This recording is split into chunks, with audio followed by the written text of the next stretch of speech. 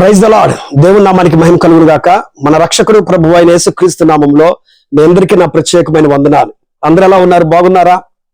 దేవుని యొక్క మహాకృపను బట్టి నేను, నా కుటుంబం, పరిచర్య మేమందరం కూడా చాలా బాగున్నాం. నేటి ధ్యానాంశము యెషయా గ్రంథము 30వ అధ్యాయము 18వ వచనము.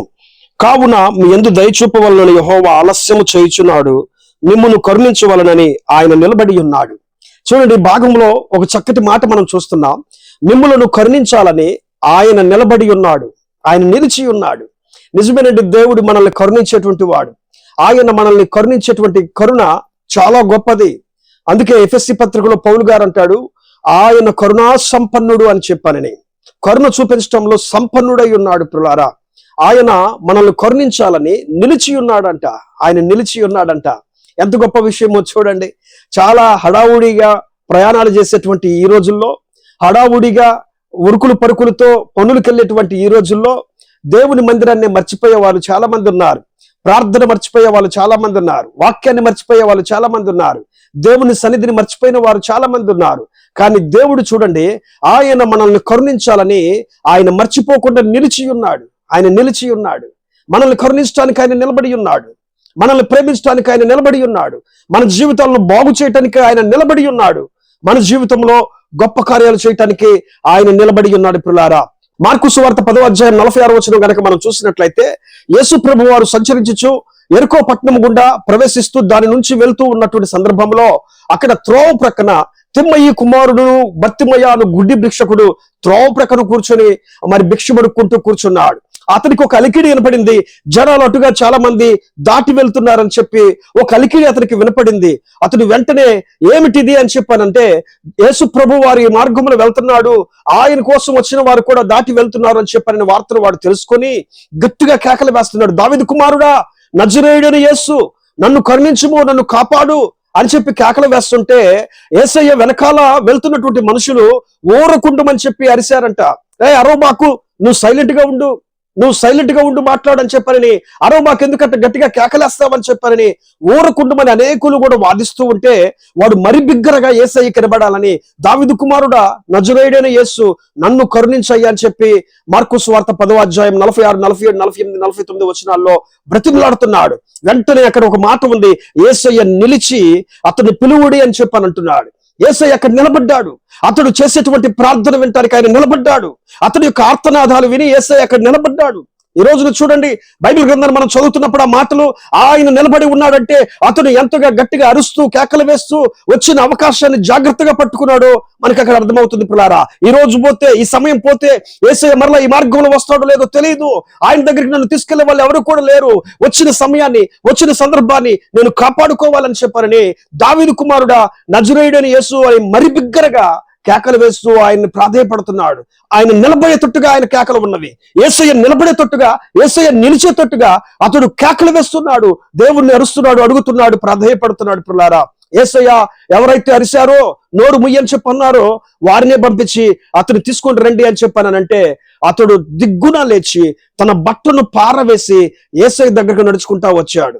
చూడండి, యేసయ్య నిలబడింది ఎందుకు తెలుసా? ఆ వ్యక్తి యొక్క కేకలు విని, ఆ వ్యక్తి యొక్క సమస్యను విని, ఆ వ్యక్తిని బాగు చేయటానికి యేసయ్య అక్కడ నిలబడ్డాడు. యేసు దగ్గరికి వచ్చేటప్పుడు అతడు బట్టను పారవేసిన అనే మాటను అక్కడ చదువుతున్నాము. దిగ్గున లేచిన అని చెప్పే మాటను మనం చూస్తున్నాము. ఇక నాకు ఈ బట్ట అవసరం లేదు, నాకు ఈ యొక్క పరిస్థితి అవసరం లేదు, నాకు ఈ త్రోవ ప్రక్కన అడుక్కునే బ్రతుకు నాకు అవసరం లేదని చెప్పి వాడు దిగ్గున లేచి బట్టను పారవేసి త్రోవలో ఉన్నటువంటి యేసయ్య దగ్గరికి నడుచుకుంటా వచ్చాడు. కాబట్టి పిల్లారా, ఈ రోజున యేసయ్య నీ కోసం నిలబడ్డాడు. ఆయన దగ్గరికి నువ్వు రాగలిగితే నీ పాపం అనే బట్టను తీసివేస్తాడు. నీ యొక్క లోకం అనేటువంటి బట్టను, నువ్వు ఫాలో అయ్యేటువంటి శరీర కార్యాలు అనేటువంటి బట్టలను, ఏమండి మురికితో నింపబడినటువంటి నీ యొక్క పాపపు జీవితపు బట్టలను ఆయన తీసివేసి నిన్ను పరిశుద్ధునిగా, పవిత్రునిగా చేసి నీకు స్వస్థతనిచ్చి ఆయన నిన్ను త్రోవలో నడుచుకుని వెళ్ళేటట్టుగా చేస్తాడండి. వాడు బట్టను పారవేసి దిగ్గున లేచి త్రోవలో ఉన్నటువంటి యేసయ్య దగ్గరికి వెళ్ళిపోయాడు. అక్కడ యేసయ్య, ఎందుకు కేకలేస్తున్నావయ్యా, దేనికి, ఎందుకు, నీకేం అవసరం ఉన్నదని చెప్పంటే, అయ్యా నేను చూపు పొందాలి బోధకుడా, నాకు కనుదృష్టి దయచేయ్యా, నేను గుడ్డివాడినయ్యా అని చెప్పి ఏడుస్తూ ఆయనకి చెప్తే, యేసయ్య అంటున్న మాట ఏంటో తెలుసా? నీ విశ్వాసమే నిన్ను స్వస్థపరిచెను, నువ్వు వెళ్ళు, నీ విశ్వాసం నిన్ను స్వస్థపరుస్తుంది అని చెప్పంటే వాడు ఇంటికి వెళ్ళిపోవట్లేదు. అక్కడ త్రోవలో ఆయన వెనకగా వెళ్తా ఆయనతో పాటుగా స్వస్థత పొందుకొని, ఆయనతో పాటుగా నడుచుకొని, ఆయన వెనకాలే నడుచుకొని, ఆయన సమూహంతో కలిసి నడుచుకొని వెళ్ళటానికి ఇష్టపడుతున్నాడు ప్రియులారా. త్రోవలోనే చూపు పొందాడు ప్రియులారా. ఎంత గొప్ప విషయమో చూడండి. యేసయ్య ఒక మనిషి కోసం నిలబడేటట్టుగా అతడు చేసిన ప్రార్థన ఉన్నది. యేసయ్య అతని కోసం నిలబడేటట్టుగా అతడి యొక్క ఆర్తనాదాలు ఉన్నవి. అతడు మొరపెట్టుకునే విధానం కనబడింది ప్రియులారా. మన దేవుడు ఎవరంటే కరుణించేవాడు. నన్ను కరుణించు, నన్ను కరుణించు, నన్ను కాపాడు అని చెప్పి అడుగుతుంటే ఆయన నిలబడి తనను కరుణించడానికి ఇష్టపడుతున్నాడు. మిమ్మల్ని కరుణించడానికైనా నేను వచ్చింది, మీ ఎందుకు కరుణ చూపించడానికి నేను నిలబడి ఉన్నానయ్యా. నేను మీ ఎందుకు కరుణ చూపించిన జాలిని మీ పట్ల చూపించడానికే నేను నిలబడి ఉన్నాను, నేను ఇక్కడికి వచ్చి ఉన్నానని చెప్పి ఆయన తన కరుణను చూపిస్తున్నాడు ప్రియులారా. యేసయ్య దగ్గరకు వచ్చిన ప్రతి ఒక్కరి జీవితాలలో కరుణించయ్యా, మమ్మల్ని కరుణించయ్యా, మమ్మల్ని కాపాడయ్యా అని చెప్పి ఆయన దగ్గరకు వచ్చినప్పుడు ఆయన నిలబడి వారి జీవితాల్లో కార్యాలు చేసి నడిపించాడు. ఈ రోజు ఇదే వాక్యం మనతో మాట్లాడుతుంది. ఆయన మీకు తన కరుణను చూపించడానికి, మిమ్మల్ని కరుణించడానికి ఆయన నిలబడి ఉన్నాడు.